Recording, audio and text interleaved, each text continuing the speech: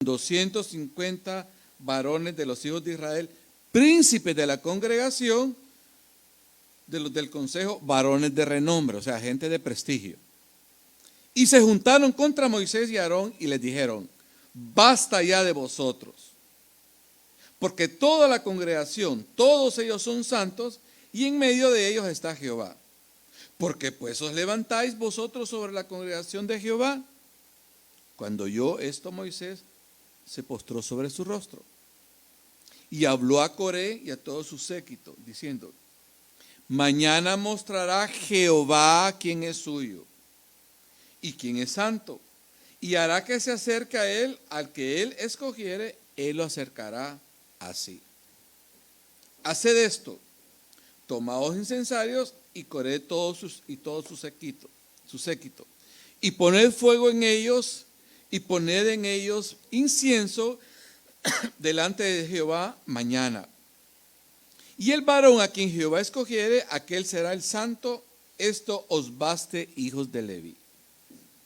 Dijo más Moisés a Coré: oíd ahora, hijos de Leví, ¿os es poco que el Dios de Israel os haya apartado de la congregación de Israel, acercándoos a él para que ministréis en el servicio del tabernáculo de Jehová y estéis delante de la congregación para ministrarles? ¿Y qué te hizo acercar a ti y a todos tus hermanos, los hijos de Leví, contigo? ¿Procuráis también el sacerdocio? Por tanto, tú y todo tu séquito sois los que os juntáis contra Jehová. Pues Aarón, ¿qué es para que contra él murmuréis? Interesante el tema de esta mañana. Quiero recordarles que el primer domingo nuestro querido Cristian nos hablaba del capítulo 12 del libro de Números, en el cual Moisés tuvo que hacer frente a una rebelión. Y en esa oportunidad Cristian nos decía que Moisés tuvo que enfrentar una rebelión de índole familiar. Sus dos hermanos mayores, Aarón y María, comenzaron a criticarle y a cuestionar el liderazgo de Moisés, tomando como pretexto que Moisés había tomado la decisión de casarse con una mujer de piel oscura, o sea, una morena. Y eso no les gustó a ellos. Y eso fue pretexto para criticar el liderazgo espiritual de Moisés. Recordemos que Moisés era el hermano menor. Tanto María como Aarón eran los hermanos mayores de Moisés. Y se creyeron con el derecho de cuestionar el llamamiento que Dios había hecho en la vida de Moisés. ¿Y cómo reacciona Moisés? Nos explicaba Cristian que Moisés reaccionó con humildad, con mansedumbre. Y él dejó que Dios tomara parte en ese asunto. ¿Y cómo Dios respalda el ministerio de Moisés en esa ocasión? Dice que Dios castiga con lepra a María. María jamás pensó que Dios iba a reaccionar así. Ellos creyeron que tenían toda la razón. El domingo pasado hablábamos del cuestionamiento que los espías le hacen a Moisés acerca de la calidad de la tierra que Dios les había prometido. Recordemos que Moisés toma la decisión de mandar 12 espías para inspeccionar la tierra y comprobar si efectivamente la tierra era así como Dios se las había descrito, que era una tierra que fluye leche y miel. Quiero explicar algo. Esta expresión, fluye leche y miel, no es que literalmente en esa tierra fluía eso, no. Realmente fluir leche y miel es una figura en el cual dice que es una tierra abundante, de abundancia,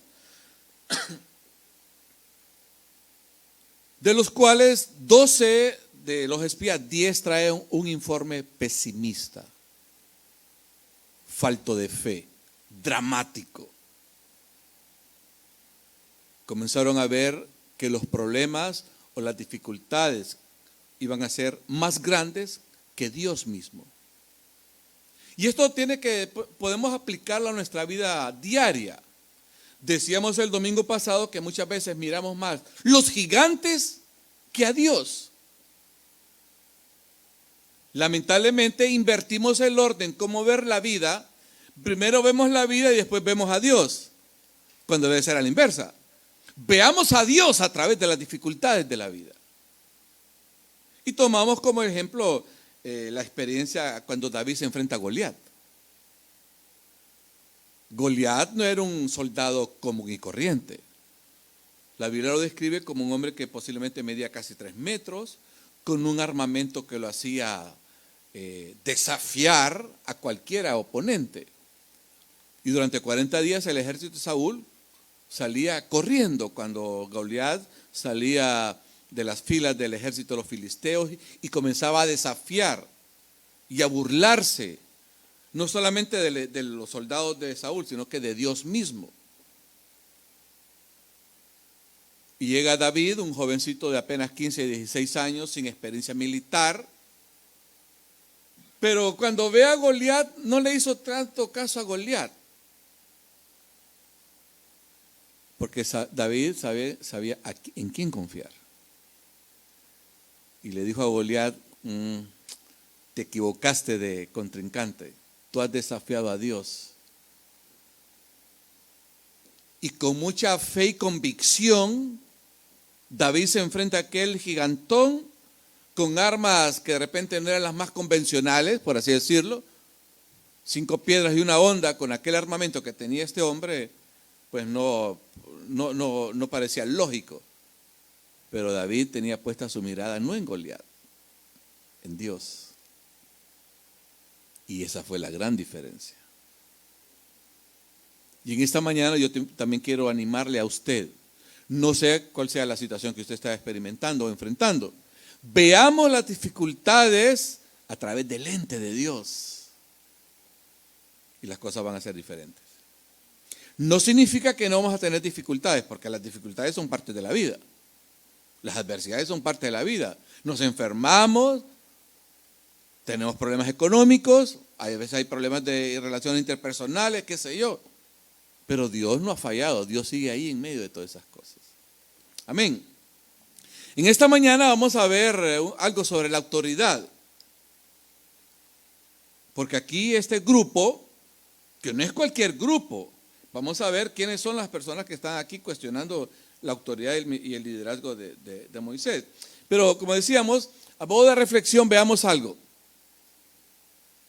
Vivir bajo autoridad nos permite una vida en armonía, orden y bajo reglas que nos ayudan a saber nuestros límites. Las reglas, los límites, lo encontramos en todos los aspectos de la vida. ¿Usted va al trabajo? ¿Hay reglas en el trabajo? Claro que sí. ¿Cómo cuáles? Hay un horario. Si de repente usted trabaja en producción, el jefe le dice, tú tienes que producir 10 cajas, 20 cajas, qué sé yo. De repente hay un código de vestimenta. De repente hay cosas que usted tiene que cumplir. Son parte de las reglas en el trabajo. Para conducir, hay reglas. Hay señales de tránsito. ¿Qué pasa si no existieran las señales de tránsito? Fuera un caos. En la casa tenemos que tener reglas también. Porque cuando no hay reglas en la casa, los niños van a hacer lo que quieren, los padres, los mismos cónyuges van a vivir su vida a su antojo. Entonces tenemos que vivir bajo reglas. Es importante, porque cuando nosotros vivimos bajo reglas, estamos viviendo bajo autoridad, vivimos en armonía, en orden, y todo funciona mejor. El mismo cuerpo humano Dios lo hizo con reglas. ¿Qué pasa cuando excedemos esas reglas? Mínimo necesitamos dormir de repente 8, 6, 5, no sé cuántas horas, depende del cuerpo. Pero ¿qué pasa cuando excedemos eso? Que no dormimos lo suficiente. El cuerpo comienza a darnos señales. El debilitamiento, nos estamos durmiendo y cosas así por el estilo. Entonces es importante que nosotros vivamos bajo esa situación. La otra cosa es que cuando no existe reglas, Cuando no existe autoridad, vivimos bajo la anarquía. ¿Y qué es la anarquía? Sencillamente la ausencia de la autoridad. Muchas veces en nuestros países están ahorita mismo, en muchos de nuestros países latinoamericanos, hay un problema de anarquía. Y no estamos de acuerdo con el presidente, comenzamos a cuestionarlo, el Congreso comienza a pelear con el Poder Ejecutivo y el Poder Ejecutivo con el Legislativo, y hay una anarquía completa. Y eso crea confusión. El pueblo mismo no tiene tranquilidad. Bueno, ¿y esto para dónde va? Vivimos también en una sociedad que no gusta de autoridad. Esto lo decimos constantemente aquí en la iglesia. Lo podemos ver diariamente en las escuelas. Los niños no quieren someterse a la autoridad de los maestros. Y cuando un maestro intenta ejercer su autoridad, ¿qué pasa con los niños? Se rebelan. Se rebelan. No quieren vivir bajo autoridad. El capítulo 16 de Números enfrenta o describe un enfrentamiento muy peligroso que Moisés tiene que enfrentar. Y vamos a ver en detalle a qué se refiere. Pero quiero de repente terminar con esto, con la reflexión. Hemos hablado por qué la Biblia describe estos asuntos del Antiguo Testamento. ¿Qué tienen que ver con nosotros? Mucho. Y el apóstol Pablo, por lo menos en 3 versículos diferentes, describe lo mismo. Dice, y estas cosas, lo que vemos en el Antiguo Testamento, les acontecieron como ejemplo. ¿Ejemplo para quién? Para nosotros, para usted y para mí. Todo lo que está escrito acá y lo que hemos tratado de predicar durante este mes de marzo, están para que nosotros tomamos ejemplo. Dice, y están escritas para amonestarnos a nosotros, a quienes han alcanzado los fines de los siglos. De la historia, dice un escritor, podemos reaccionar de 2 formas. De la historia, podemos reaccionar de 2 formas. La ignoramos o aprendemos de ella. ¿Qué decisión vamos a tomar? ¿Vamos a ignorar? No me importa lo que dice la historia. O aprendamos de ella. Una persona sabia es aquella persona que aprende de los errores de los demás. Esa es una persona sabia. Ahora, para nosotros hoy, el siglo XXI, tristemente la iglesia no está vacunada a enfrentar este tipo de situaciones, problemas de rebeldía. Algunas veces debido a un espíritu de rebelión y otras veces debido al abuso espiritual. Son 2 cosas importantes.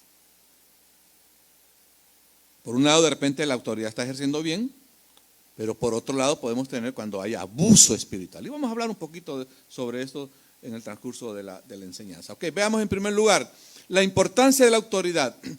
Romanos 13:1, y este tema nos lo compartió de una forma bien acertada Raquel hace unos jueves atrás.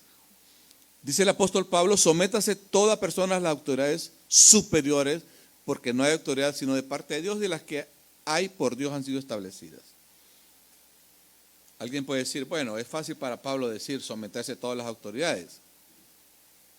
Pero quiero recordarles que cuando Pablo escribió Romanos 13, quien era el César en aquel tiempo, era alguien llamado Nerón. ¿Quiénes han escuchado hablar de Nerón? Nerón era una buena persona.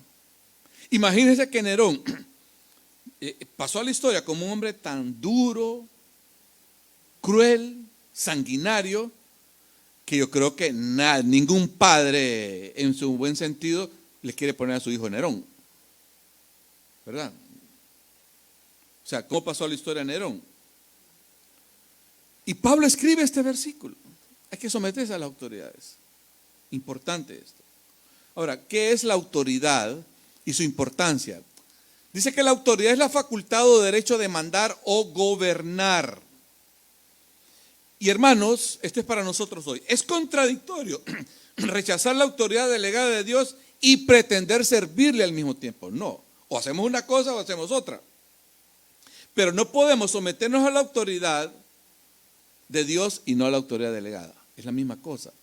Dios ha delegado a las autoridades. Hoy Dios no ejerce su autoridad de una forma directa, delega. Por ejemplo, en las familias, la autoridad son los padres.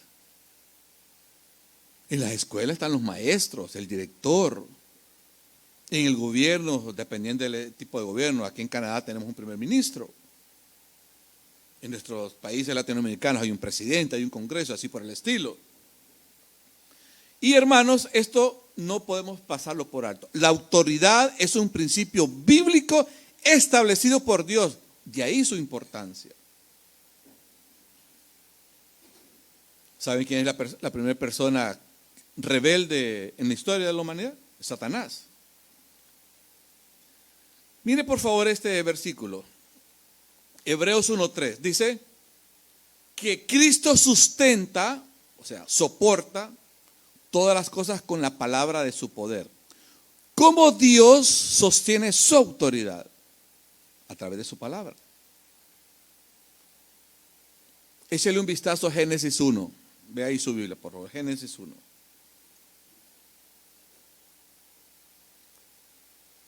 ¿Cuál es el recurso que Dios usó para la creación de todo? La creación del universo y de todo lo que existe. Dice Génesis 1:3, dijo Dios. Vea el versículo 6, siempre Génesis 1. Luego dijo Dios. Versículo 9, dijo también Dios. O sea, simplemente Dios usó la palabra para que las cosas se hicieran. Jesús mismo, cuando hizo los milagros, Él simplemente decía y las cosas se hacían. Cuando estaba frente a la tumba de Lázaro, ¿qué es lo que hizo Cristo para resucitar a Lázaro? Simplemente ordenar: Lázaro, ven fuera. En Mateo 8:8, hablando de un centurión romano, dice, estaba con necesidad.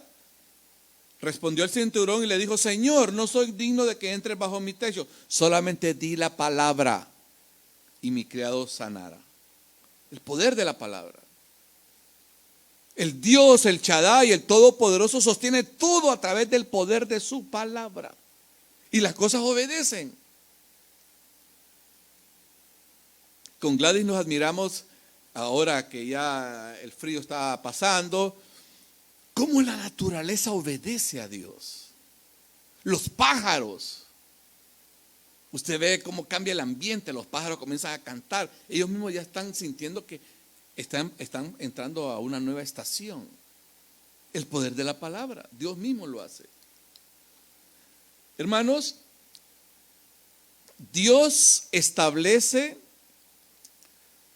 su reino por medio de su autoridad. En Apocalipsis 4, versículo 2, el apóstol Juan tiene el privilegio de ver una visión majestuosa. Todo el capítulo 4 de Apocalipsis describe el trono de Dios. Dice el capítulo 4, verso 2, he aquí un trono establecido en el cielo y en el trono uno sentado. ¿Qué simboliza o qué representa el trono? Autoridad. La autoridad de Dios. Y saben, hermanos, que lamentablemente la rebelión detiene la obra de Dios. Cuando hay un espíritu de rebelión, de rebeldía, en el seno de una iglesia, de repente en el seno de un hogar, Dios detiene su bendición ahí. Miren qué pasó. Veamos rápidamente el número 12:15. Algo que mirábamos hace 2 domingos con Cristian. ¿Qué pasa cuando María se atreve a cuestionar la autoridad de Moisés? Dios castiga a María con lepra. Pero mire lo que sucede después, capítulo 12, verso 15. Así María fue echada del campamento 7 días. El pueblo no pasó adelante hasta que se reunió María con ellos.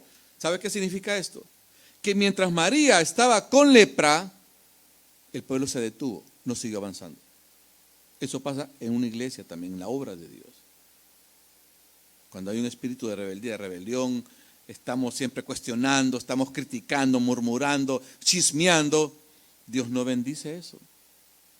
Y usted lo puede comprobar en el mismo seno de su casa. Cuando comenzamos a cuestionar, a criticar, a hablar mal de los padres o de los hijos, Dios nos manda bendición ahí. Atentar contra la autoridad de Dios es atentar directamente contra Dios. Mira lo que dice Isaías 14:13, que es una profecía que habla de el momento que Satanás, Lucifer, cuestiona la autoridad de Dios. ¿Y qué es lo que pretende Satanás? Mira lo que dice Isaías 14:13. Tú, o sea, Isaías está hablando de Satanás. Tú que decías en tu corazón, subiré al cielo en lo alto, junto a las estrellas de Dios, levantaré mi trono. ¿Qué simboliza el trono? Que decíamos unos minutos atrás, la autoridad de Dios. Satanás no se contentó, no estuvo satisfecho en la forma como Dios lo había creado. Supuestamente era el ángel más bello, más atractivo. Tenía el privilegio de dirigir la alabanza a Dios. No, él no se contentó con eso. Él quería ser igual a Dios. Y aquí lo dice Isaías 14. Subiré, dice, y voy a levantar mi trono ahí donde está Dios. Satanás quiso oponerse a la autoridad de Dios, compitiendo y rebelándose contra Dios. Ahora, ¿quién es nuestro modelo por excelencia en obediencia? Jesús. Dice Mateo 6:10, venga tu reino, hágase, ¿qué? Tu voluntad. ¿La voluntad de quién? Del Padre. Mateo 26:42. Jesús está en un momento de agonía, unas horas antes de morir. Humanamente Jesús está deprimido, está triste, está con mucha dificultad para pasar ese momento. Y él dice, Padre mío, si no puedo pasarte en esta copa sin que yo la beba, hágase ¿qué? Tu voluntad, no la mía. Y en primer libro de Samuel, capítulo 15, verso 22, esto es importante lo que dice este versículo, esta parte de este versículo. Ciertamente el obedecer es mejor que los sacrificios y el prestar atención que la grosura de los carneros. Miren, hermanos, podemos tener muchos talentos, muchas habilidades, pero si en mi corazón hay un corazón rebelde, Dios no me va a bendecir. Y podemos ser usados, porque es la misericordia de Dios, es la gracia de Dios. Yo me recuerdo hace muchos años atrás, la década del 80, yo miraba un predicador norteamericano, era de repente el hombre de moda, un poder para predicar, una unción increíble, fluía. Tuve la oportunidad de verlo en Tegucigalpa, en el estadio. Yo nunca había visto el estadio tan lleno. Nunca había visto el Estadio Nacional de Tegucigalpa tan lleno cuando llegó este hombre por 3 días a una campaña. Impresionante. Había un ambiente de energía y qué sé yo. Cuando se fue de Tegucigalpa, después llegó a Nicaragua, se descubrió que este hombre estaba en pecado. Y uno dice, bueno, y yo decía, pero ¿cómo es posible que Dios usara a este hombre de una forma tan potente y con un problema de pecado? La gracia de Dios, la misericordia del Señor. Y yo traigo alusión a esto, de lo que dice aquí el profeta Samuel cuando dice, ciertamente el obedecer es mejor de lo que del servicio que yo pueda dar. Porque yo puedo estar sirviendo al Señor, pero con un principio satánico, que es un principio de rebeldía. Y Dios quiere tratar con nosotros en ese sentido. No porque en un momento dado yo como pastor sienta que hay un espíritu de rebeldía en la iglesia, sino como precaución. Es como las vacunas. ¿Para qué sirven las vacunas? Para prevenir. La palabra nos previene. El obedecer es mejor que los sacrificios. El obedecer es mejor que servir al Señor. Porque podemos servir al Señor con un principio satánico de rebeldía. Les voy a poner un ejemplo. Jonás. ¿Dónde quería Dios que fuera a predicar Jonás? ¿A dónde? A Nínive. Pero él dice, no, yo voy a ir a Tarsis. ¿Era malo ir a predicar a Tarsis? No. Había necesidad en Tarsis, pero Dios, ¿dónde lo quería? En Nínive. Y así pasa con nosotros. A veces Dios nos dice a través del diácono, de los ancianos, del pastor, hermano, hemos estado orando por usted para que usted sirva en tal caso. No, yo quiero hacer tal cosa. Y a veces nos empecinamos, nos metemos en la cabeza que no, que Dios quiere que yo sirva en tal lado. Y de repente, bueno, vaya, sirva, hermano. Y vemos que no hacemos nada. Porque no, Dios no nos quiere ahí. Ahora, esto es importante. Haciendo buen uso de la autoridad, digamos no al abuso espiritual. Porque eso se da hoy en día también. Y no solamente hoy en día, a través de la historia ha habido líderes que se han levantado en la iglesia abusando la iglesia. Estamos en contra de eso también. Ahora, ¿qué es el abuso espiritual? Ahí lo tenemos en la pantalla. El abuso espiritual es el maltrato a las personas cuando estas personas necesitan ayuda, apoyo o crecimiento espiritual. Muchas veces sucede ese maltrato. Y lamentablemente cuando yo he sido testigo de líderes que han abusado de su posición para cometer inclusive hasta delitos.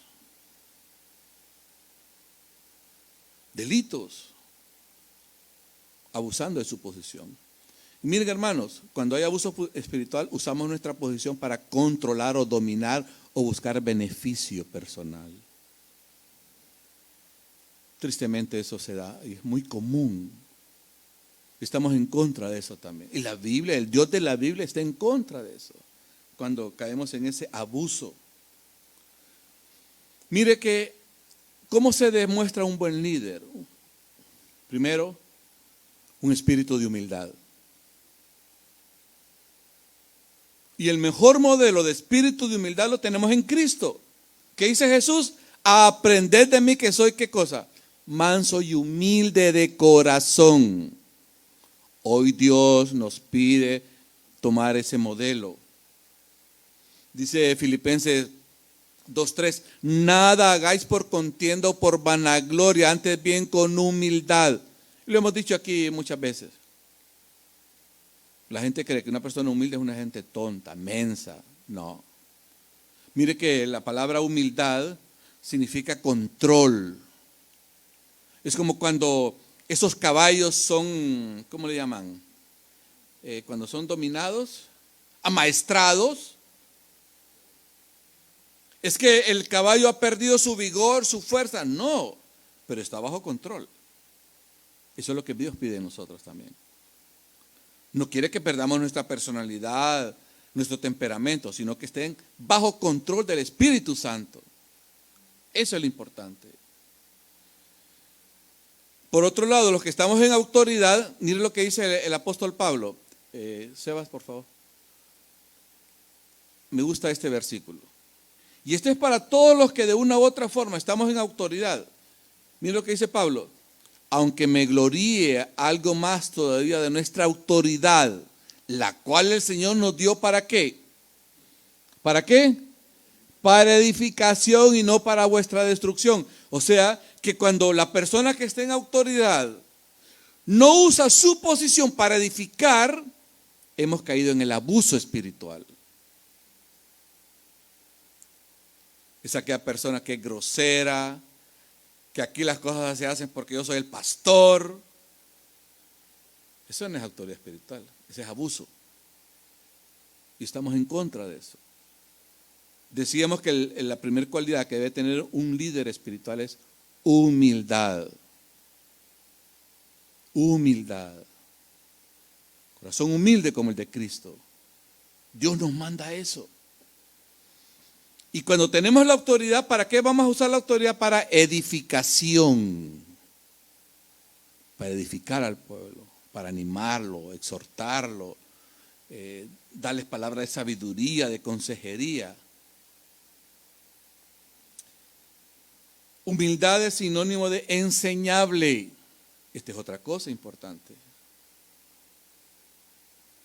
No siempre yo enseño, no siempre yo predico. Tengo que estar ahí sentado, escuchando lo que la persona está acá al frente diciendo. porque es un instrumento de Dios. Es enseñable. Sigamos con esto. La autoridad delegada se da cuando uso correctamente la palabra de Dios. Miren, hermanos, la autoridad de un pastor se da no porque sea pastor, sino porque usa correctamente la palabra. O sea, cuando el pastor ya deja de predicar la palabra, ha perdido autoridad.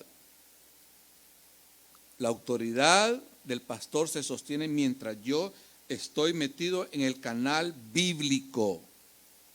Yo enseño lo que la palabra dice, tengo autoridad. Pero cuando yo me salgo de la palabra y comienzo a enseñar cosas extra bíblicas, herejías, ustedes pueden decirme, hermano, hágase a un lado, usted ya no puede estar ahí al frente, usted no tiene autoridad ya, porque está enseñando cosas arbitrarias, usted está enseñando cosas antibíblicas. Pues ustedes tienen que escucharme porque soy el pastor. Equivocado. La autoridad de una persona se sostiene no por su posición, no porque tiene un título, sino porque soy fiel a la palabra. Amén, iglesia. Eso es la autoridad real y espiritual. La autoridad me da la palabra. Y ahí me sostengo. Y no me puedo salir de eso. Porque cuando me salgo, comienzo al abuso. Y Dios no quiere líderes abusivos. De eso ya suficiente hay. Muy bien, número 2. Coré, Datán y Abirán se rebelan contra la autoridad de Moisés. Ok, veamos quiénes son las personas que están a cargo de eso. Y en el capítulo 16, verso 3, dice aquí, basta ya de vosotros. Ok, veamos quiénes son los cabecillas. Coré. Coré era de la tribu de Leví. No era cualquier cosa, era tribu de Leví. Y este hombre aspiraba al sacerdocio. Ahora quiero explicar algo. Bíblicamente, Dios había designado que los sacerdotes, ¿de dónde iban a salir? De Aarón y de sus hijos. Aarón mismo era levita. Pero todos los demás levitas, ¿cuál era su función? Colaborar o ser ayudantes del sacerdocio. Pero viene un momento dado, Coré dice, no, yo no quiero ser ayudante, yo quiero ser sacerdote también. Ay, ¿y por qué no? Ese privilegio exclusivo era dado por Dios, no por nadie más. Y él aspiraba a esa posición espiritual. Y Coré se creyó con el derecho de reclamar ese lugar de privilegio. Ahora, pero aparte de Coré, está Datán y Abirán. Usted lo ve en el versículo 1. ¿Quién es Datán y Abirán? Bueno, Datán y Abirán eran descendientes de la tribu de Rubén. Rubén era el primogénito de Jacob. Pero lamentablemente Rubén perdió ese privilegio de primogenitura. ¿Por qué razón? Porque en un momento dado, allá atrás, años atrás, Rubén le perdió el respeto a papá. Dice que Rubén se metió con una de sus concubinas, con una de las concubinas de su papá. Perdió el derecho a eso, perdió el privilegio. Entonces, cuando nosotros vemos aquí, realmente aquí hay un peligro, porque hay un cuestionamiento y hay una demanda de índole espiritual y político. Comienzan a cuestionar a Moisés. Pero no solamente está Coré, Datán y Abirán. Dice que se agregan 250 príncipes, varones de renombre, o sea, respetados. Esta era una revuelta peligrosísima, pues. No eran cualquier cosita que se levantó ahí o que fueron ahí por el pueblo. Ay, vengan ustedes para acá. No. Fue algo planificado. Se juntaron personas selectas y eso dio peso al reclamo que le están haciendo a Moisés y a Aarón. Ahora, ¿cuál es el reclamo? Lo decíamos. estamos cansados. No, ustedes son unos abusivos. ¿Quién los ha puesto ahí? ¿Qué sé yo, verdad? Ahora, hay algo que se les olvidó a los rebeldes. ¿Por qué estaban Moisés y Aarón ahí al frente? Eso no fue porque Moisés y Aarón se les antojó, hicieron encuesta, no. Dios los tenía ahí. Dios los tenía ahí. Y miren cuál es el cuestionamiento. Veamos en el cuestionamiento. Dice el versículo 3. Toda la congregación, todos ellos son santos y en medio de ellos está Jehová. ¿Acaso era falso eso, que todo el pueblo era santo? No, es verdad. Porque usted lo ve en Éxodo 19:6, dentro del proyecto que Dios tenía, y hace un pacto con el pueblo, dice, vosotros me seréis gente santa. El pueblo era santo. Pero se les olvidó intencionalmente que el privilegio de ser sacerdotes era decisión de Dios, no de Aarón. En un momento dado, viene Moisés y reacciona. Vea el capítulo 16, versículo 11. Y dice, por tanto, tú y todo tu séquito sois lo que os juntáis contra Jehová. Pues Aarón, ¿quién es contra él para que murmuréis? O sea, ustedes están murmurando contra Aarón y se les olvida que es Dios quien los escogió a Aarón para que fuera sacerdote. Ahora veamos, para ir avanzando, la reacción de Moisés. ¿Qué hace Moisés? Y esto es un ejemplo para nosotros. Y no solamente como líderes espirituales, inclusive para la cuestión de la casa. Cuando los hijos se rebelan, cuando hay problemas así, ¿qué hay que hacer en la vida diaria? Versículo 4 dice, cuando oyó esto, Moisés se postró sobre su rostro.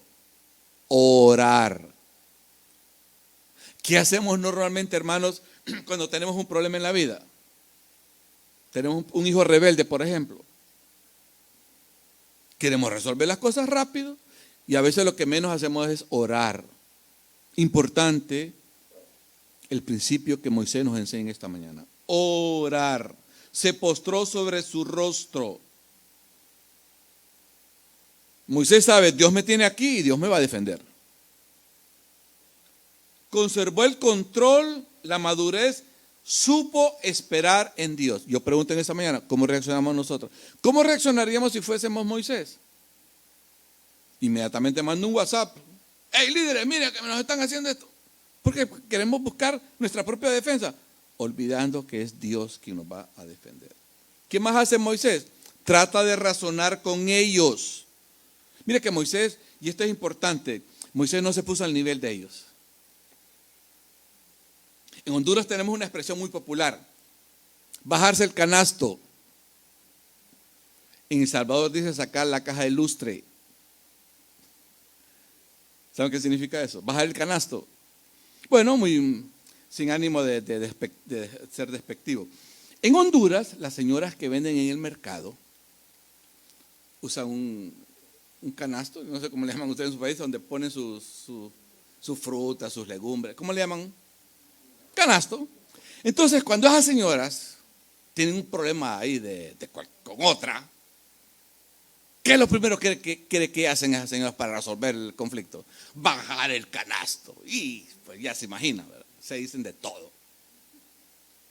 Moisés no se bajó el canasto. Hermanos, no nos bajemos el canasto, nosotros tampoco. Cuando hay un conflicto, de repente un conflicto con su esposa, con su esposo, porque nosotros los hombres sufrimos tanto, ¿verdad? Con las mujeres, ¿verdad? No nos bajemos el canasto. Si no, no crean que solo ustedes, hermanos, yo también. Mañana, dice el versículo 5, mañana mostrará Jehová quién es suyo y quién es santo. ¿Qué dice Jesús cuando pretendemos un lugar de privilegio, hermanos? No sé si lo tengo ahí. Bueno, no. En Mateo 20, 26 al 27 dice, el que quiera hacerse grande entre vosotros será, ¿qué cosa? Vuestro servidor. Nosotros los varones, por ejemplo, Dios soberanamente delega en el hombre el liderazgo. Pero tiene que ser un liderazgo amoroso, un liderazgo tipo de Jesús. Dice, quien amó a la iglesia y se entregó por ella. Ese es el tipo de liderazgo que el Señor pide de nosotros los varones en casa.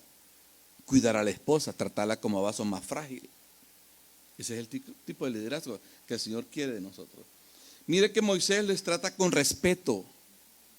Oíd ahora, hijos de Leví, trata de razonar con ellos.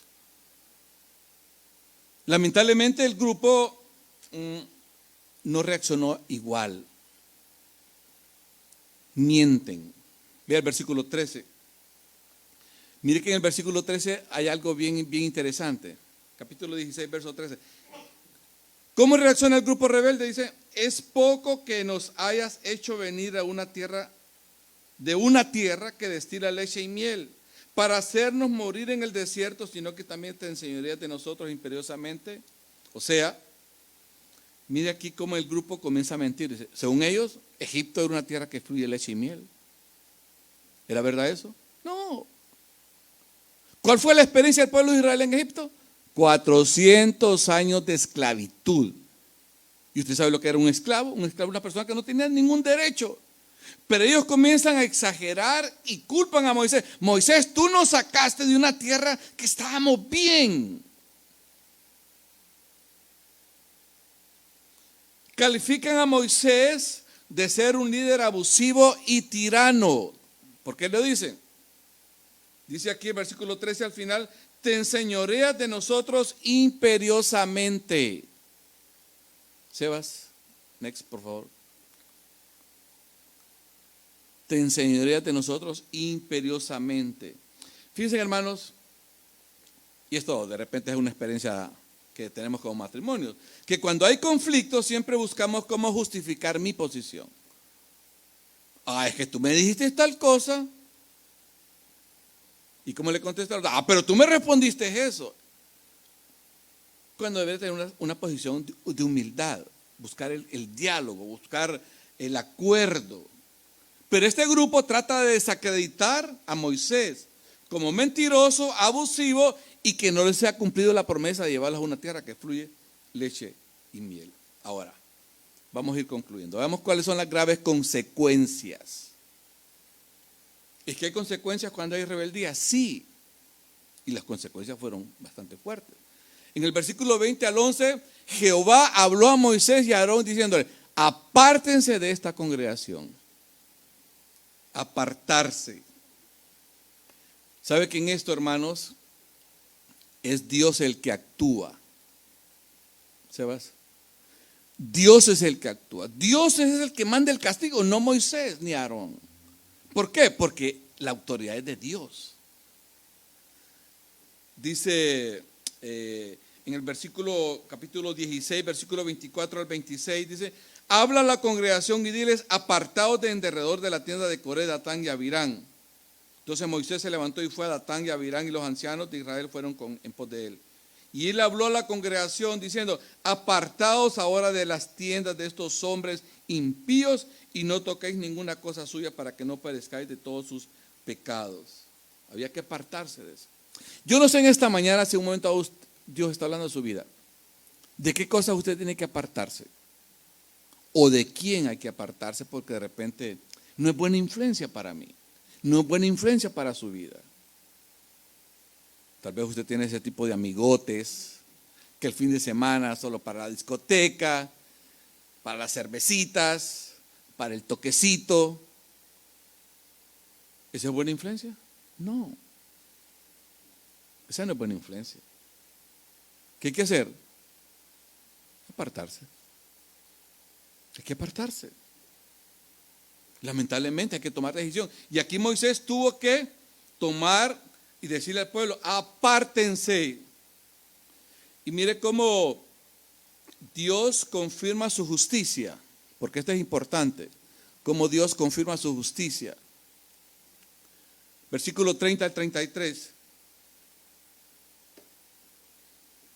Dice Moisés, versículo 29, si como mueren todos los hombres, murieren esto, o si ellos, al ser visitados, siguen la suerte de todos los hombres, Jehová no me envió. Viene Moisés y se atreve a decir, si estos rebeldes tienen una muerte natural,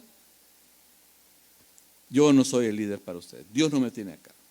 Pero cómo Dios respalda a su líder, a Moisés. Verso 30, vea su Biblia. Mas si Jehová hiciere algo nuevo y la tierra abriere su boca y los tragare con todas sus cosas y descendieron vivos al Seol, entonces conoceréis que estos hombres irritaron a Jehová. Y aconteció que cuando cesó Moisés de hablar todas estas palabras, se abrió la tierra que estaba debajo de ellos, abrió la tierra su boca y los tragó a ellos, a sus casas, a todos los hombres de Coré y a todos sus bienes. O sea, fue un castigo ejemplar.